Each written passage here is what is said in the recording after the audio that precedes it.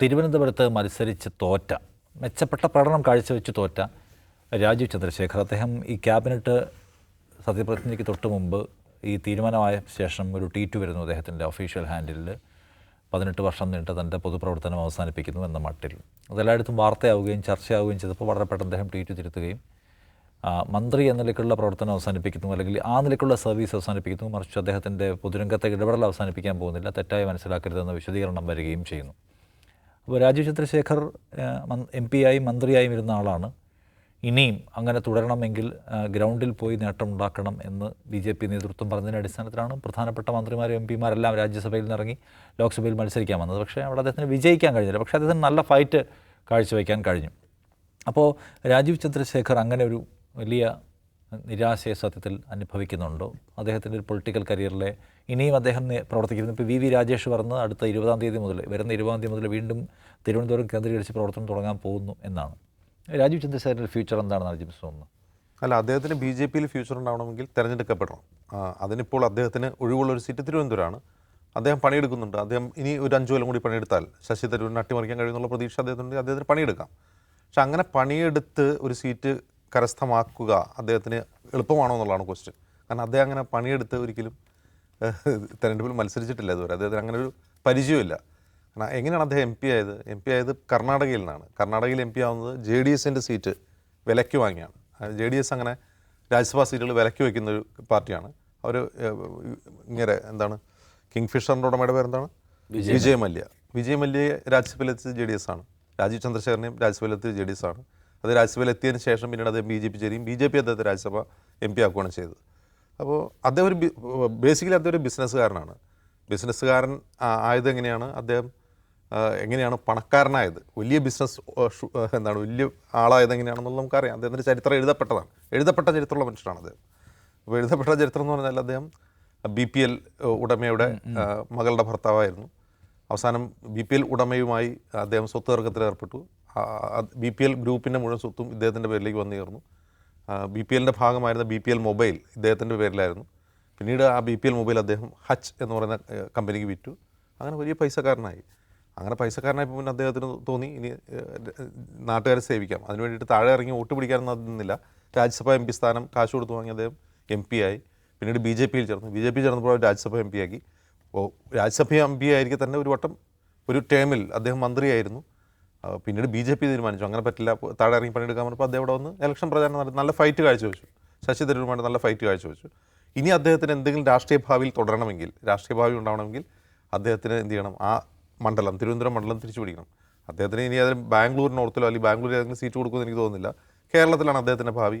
അപ്പോൾ തിരുവനന്തപുരത്ത് അടുത്ത 5 വർഷം അദ്ദേഹം ഇപ്പോൾ സുരേഷ് ഗോപി തൃശ്ശൂർ മത്സരിച്ച പോലെ ഇരുന്ന് പണിയെടുത്ത് തരൂരിന് തോൽപ്പിക്കാൻ കഴിയുമെന്നുള്ള അദ്ദേഹത്തിൻ്റെ ചലഞ്ചാണത്. അപ്പോൾ അദ്ദേഹം ആദ്യം വിചാരിച്ചാണ് ഇനിയിപ്പോൾ ആ ചലഞ്ചിന് നിൽക്കണ്ട, പൊതുപ്രവർത്തനം എന്ന് പറയുന്ന ആ പ്രവർത്തനം, അതായത് അടുത്ത 5 വർഷത്തെ പ്രവർത്തനം അവസാനിപ്പിച്ചാൽ എന്നുള്ള ട്വീറ്റ് ചെയ്തു. അപ്പോഴാണ് അദ്ദേഹത്തിന് അതിൻ്റെ മണ്ടത്തരം മനസ്സിലായത്. വളരെ പെട്ടെന്ന് അത് തിരുത്തി. ഇനിയിപ്പോൾ VV രാജേഷ് പറഞ്ഞിട്ടുണ്ടെങ്കിൽ, VV രാജേഷ് പറഞ്ഞ പോലെ അദ്ദേഹം വരുന്നുണ്ടെങ്കിൽ നല്ലതാണ്. അടുത്ത 5 വർഷം അദ്ദേഹം തിരുവനന്തപുരത്ത് പണിയെടുക്കട്ടെ. ഒരു പ്രതിപക്ഷ MP ആവട്ടെ, അല്ലെങ്കിൽ തോറ്റ MP ആയി അദ്ദേഹം തരൂരിനൊരു വെല്ലുവിളി ആവട്ടെ. അത് നല്ലതാണ്, അത് തീർച്ചയായിട്ടും നല്ല കാര്യമാണ്. അത് അദ്ദേഹത്തിന് പറ്റുമെങ്കിൽ.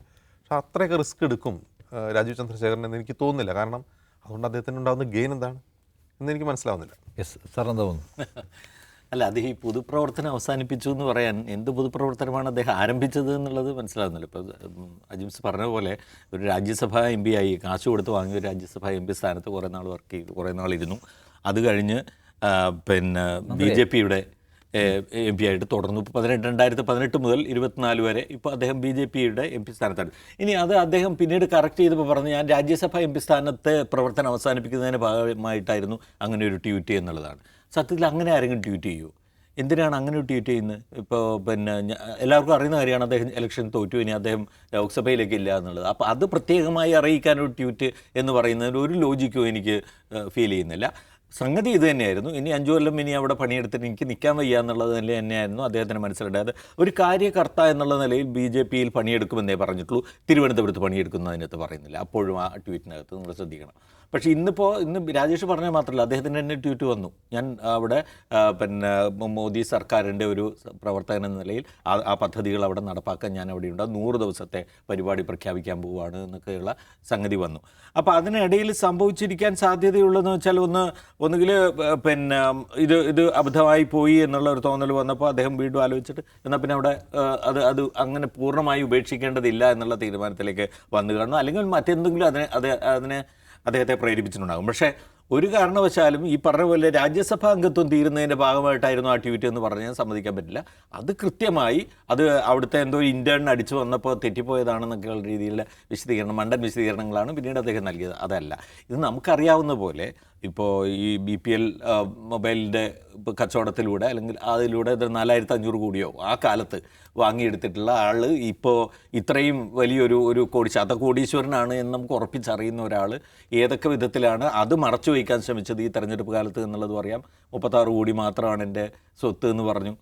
എന്നിട്ട് 680 രൂപയാണ് 2021-22 വർഷത്തിലെ പിന്നെ ടാക്സ് നികുതി അടച്ചത് എന്ന് കാണിച്ചു.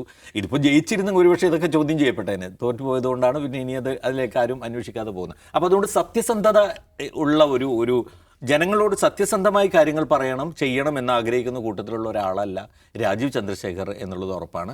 അദ്ദേഹത്തിൻ്റെ മാധ്യമ സ്ഥാപനങ്ങളുമായി ബന്ധപ്പെട്ട് അദ്ദേഹം നടത്തുന്ന ഒരുപാട് കച്ചവടങ്ങളും കാര്യങ്ങളും ഒക്കെ അദ്ദേഹത്തിനുണ്ടാവും. അതുപോലെ തന്നെ ഇപ്പോൾ ഈ ജൂപ്പിറ്റർ ക്യാപിറ്റൽ എന്താണ് അതിൻ്റെ പേര്, അത് വെച്ചിട്ട് അദ്ദേഹത്തിന് നടത്താവുന്ന എല്ലാ കച്ചവടങ്ങളും അദ്ദേഹം നടത്തുകയും ചെയ്യും. അതിനകത്തൊന്നും സംശയമില്ല. ഈ പൊതുസേവനം എന്ന് പറഞ്ഞു കഴിഞ്ഞാൽ അല്ലെങ്കിൽ പൊതുപ്രവർത്തനം എന്നൊക്കെ പറഞ്ഞു കഴിഞ്ഞാൽ ഇതൊക്കെയാണ് ഇന്ന് തെറ്റിദ്ധരിക്കുന്ന ആ ഒരു കാഴ്ചപ്പാട് അദ്ദേഹം ഉപേക്ഷിക്കുകയാണ് വേണ്ടത്. പൊതുപ്രവർത്തനം പൊതുജന സേവനം എന്നൊക്കെ പറഞ്ഞു കഴിഞ്ഞാൽ ചെയ്യുന്ന ആളുകൾ വേറെയുണ്ട്. ഒരുപക്ഷെ 3-ാം സ്ഥാനത്ത് തള്ളപ്പെട്ടു പോയ പിന്നെ പന്ന്യൻ രവീന്ദ്രൻ നടത്തുന്ന പ്രവർത്തനത്തെ നിങ്ങൾക്ക് ആ നിലയിൽ വിളിക്കാം, അല്ലാതെ രാജീവ് ചന്ദ്രശേഖരൻ്റെ പ്രവർത്തനത്തെ അങ്ങനെ വിളിക്കാൻ. അപ്പോൾ 2018 മുതലുള്ള ജനസേവനം അവസാനിപ്പിക്കാനുള്ള തീരുമാനം വളരെ പെട്ടെന്ന് രാജീവ് ചന്ദ്രശേഖർ തിരുത്തിയിട്ടുണ്ട്. അദ്ദേഹത്തിൻ്റെ പ്ലാൻ എന്താണ്, പ്ലാൻ ഓഫ് ആക്ഷൻ എന്താണെന്ന് നമ്മൾ കാത്തിരുന്ന് കാണണം.